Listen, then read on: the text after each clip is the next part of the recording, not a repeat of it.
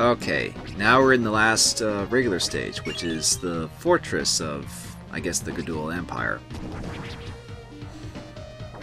This is a very long stage, which makes up for the only, being 5 stages in this game. Like I said, the stages are pretty long in this game. In order to get past this door, you have to defeat these statues, which takes a couple rocket hits to defeat, or 1 full corkscrew. And if you do it correctly, you can actually ricochet off of them while you're in a corkscrew attack and kind of eliminate them all at once. And then you're introduced to these enemies, which shoot. Yeah. I'm suddenly reminded of Wario.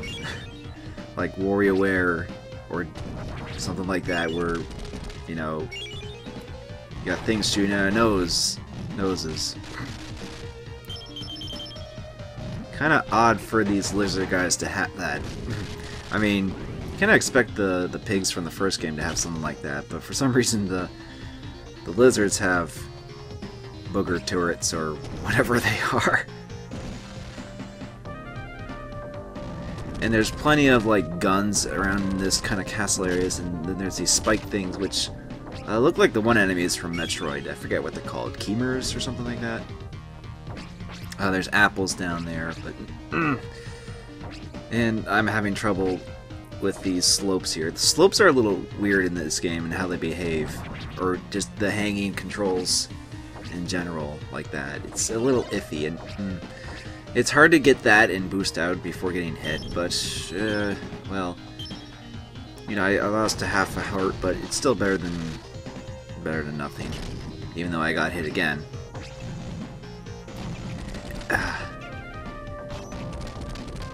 Most of the time it's just best to just ignore all those turrets, because you don't really gain anything from destroying them all, really. So,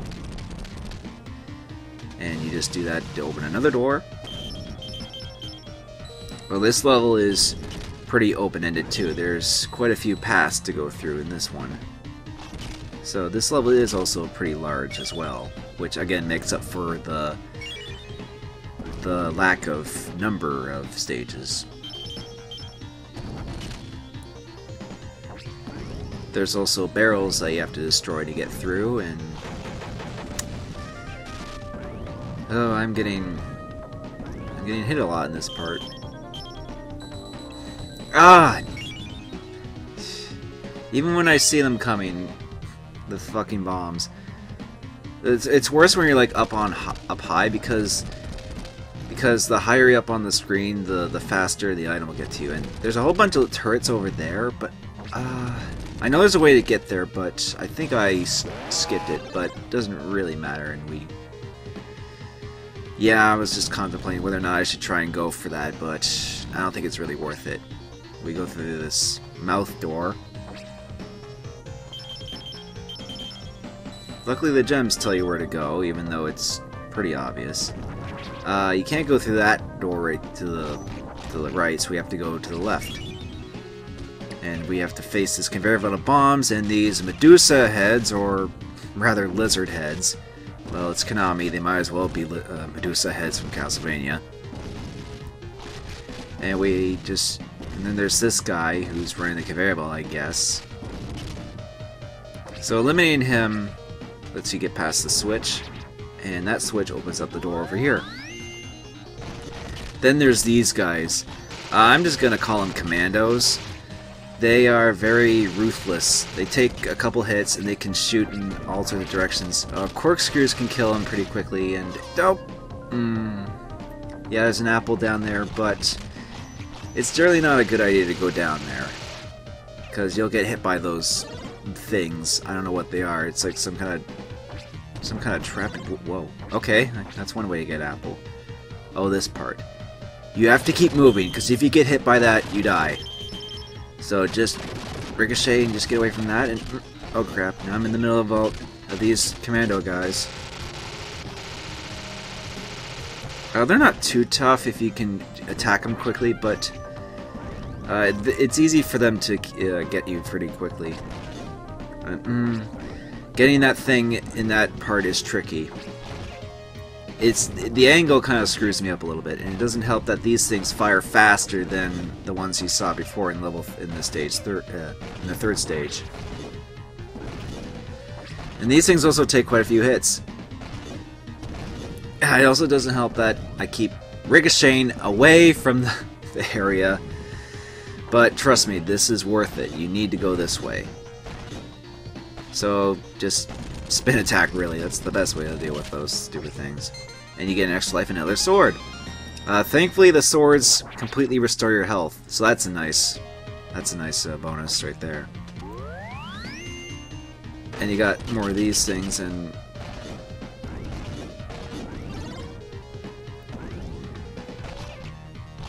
yeah, this whole stage is pretty much just like an onslaught, really, of just all this stuff that's after you. There are tons of like enemies and mini bosses in this area, and man, even the flame sword doesn't do much against that thing. There, finally, sheesh. So we go to this mouth. Okay, this part, there's these things that come after you. Pressing a switch will temporarily make them go away, but you'll see a targeting reticle appear, and as long as you hit them, or just jump and avoid them, whatever, depending on which direction they're coming from, or you can even just spin attack or ricochet off, because when you ricochet, you do a spin attack. So when you bounce off of things there, you do a spin attack. So, but they're a little bit annoying, and you got more of those things there, and that takes care of those. Now we have to go up here and face this thing. There are 3 types of these things. I guess you could say they're mini-bosses. They constantly just shoot enemies and electric things at you. But with this one, as long as you're just close, you can just jump slash it repeatedly. This one's actually very easy. The other ones you face later on are a little tricky to get into a good position to deal with them quickly. Because those things will keep attacking you relentlessly if you don't do it correctly. And man, probably just could have just rocketed through those, but come on, Sparkster, work with me, please. We're this far in the game, and I don't want you going out of control on me now. Okay, this thing is annoying because he shoots all sorts of electric barriers. You can jump through them, but if you keep hitting them in a certain pattern, you can make them stop. But no, I didn't do it there. Let's try that again. See, when he's down below, and if you keep wailing at him at a sword, you can get him stuck, and he won't shoot any more of that annoying electric fields that you can't really avoid. There we go. At the end there, I got him stuck in that pattern. So that's how I deal with those, with that one anyway. But there's still one more we have to deal with. And over there, there's health, but as you can see, they can shoot you even through the barrels. And oh man, I'm almost dead. I'm not gonna risk going over there and getting killed and have to start this part of the area all over again. One thing I forgot to mention is I don't use a continue in this playthrough, but if you use a continue, you have 4 continues, like I said. You can have a max of 4 continues, but if you choose no with a continue, that's where you get your password. It's a little ass backwards, I'll admit. A little counterintuitive way of presenting a password system, but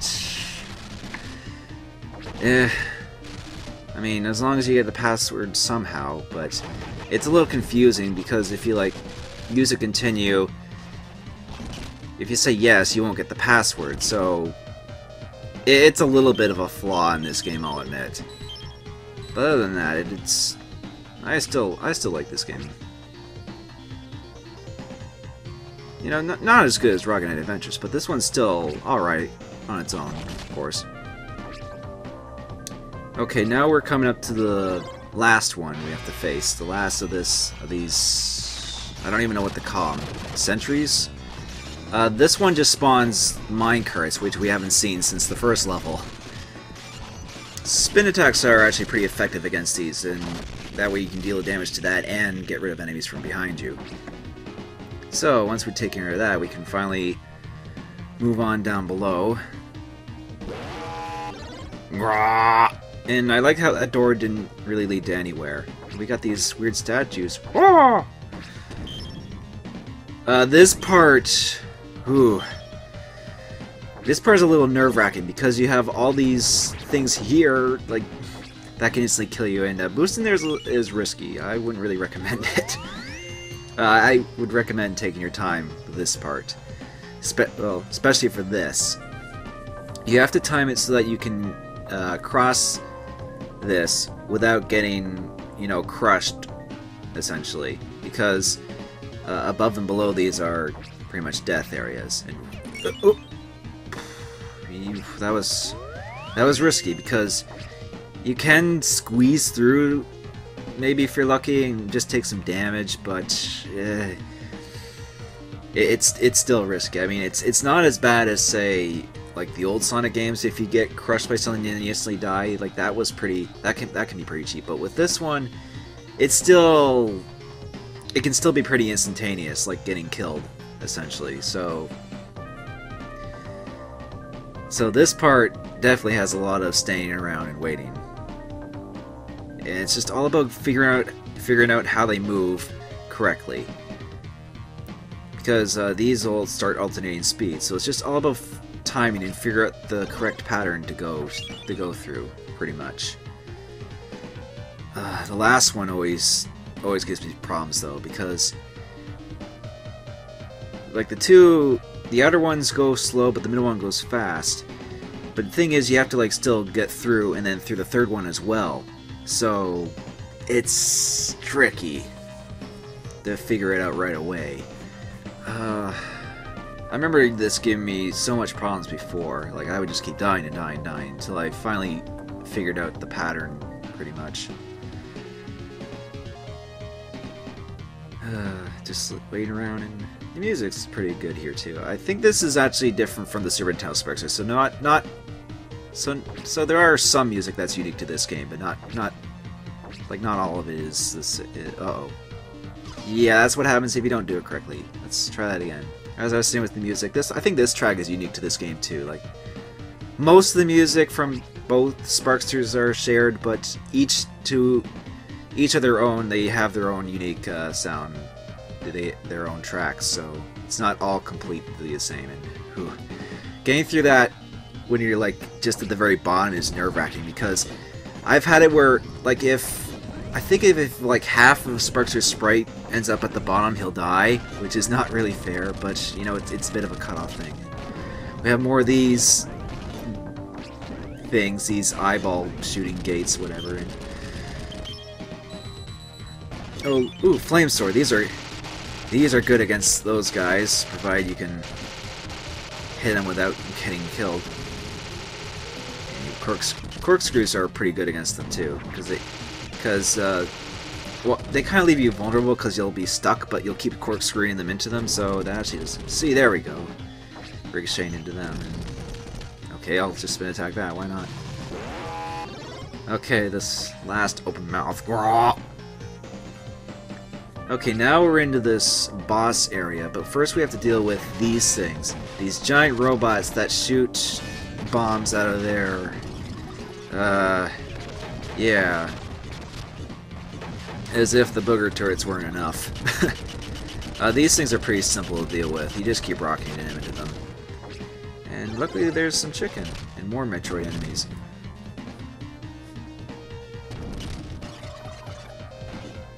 Like in Rocket Knight Adventures, if you boost, you do have a little bit of invulnerability, like especially when you're spinning. but it's done a bit differently than in Rocket Knight Adventures. So you just have to figure out how it works, and then you just time yourself accordingly, so that way you can hit enemies while at the same time, you know, get away at the correct times and not get damaged. And that's what I always liked about these games, because it's a neat mechanic, and it actually gives you some pretty good strategy that you can work with. And that's another one of those things down. Those robot stickmen. And they appear to have jets in the back, but I don't think they really use it. It's kind of funny.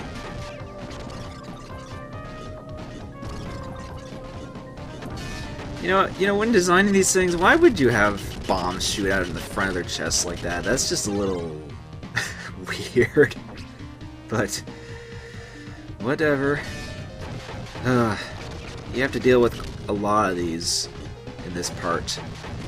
But they do eventually get towards the boss. I think it's after this one. Man, they can throw their bombs pretty far. Okay, no, Sparkster, go down, don't jump. Don't jump up, jump down. Okay, this is where the boss is, or bosses. Which is a couple more robots, except one's green. And you have to face them one at a time, starting out with the yellow one, because, you know, we haven't faced off enough of the yellow ones already, right? This thing just shoots projectiles everywhere, so just dodge them and take advantage of your spin attack and vulnerabilities, except for there, of course, because even if your timing's slightly off, or if you get hit by them, but even then, this one's not too difficult to deal with. Like, you can just rocket right through his projectiles, and he's dead already. And we got slowdown, which means he crashed through. And luckily there's an apple right here. That's handy. And now we have this green one, which is much more animated and more ruthless than this one. And it does this stuff here. Whoa. That was close. He'll spin on the ceiling. It's pretty easy to attack it right here. I don't know if it's a he or she, but well, it's a robot, so I might as well just stick with calling it. I can say words. Yes.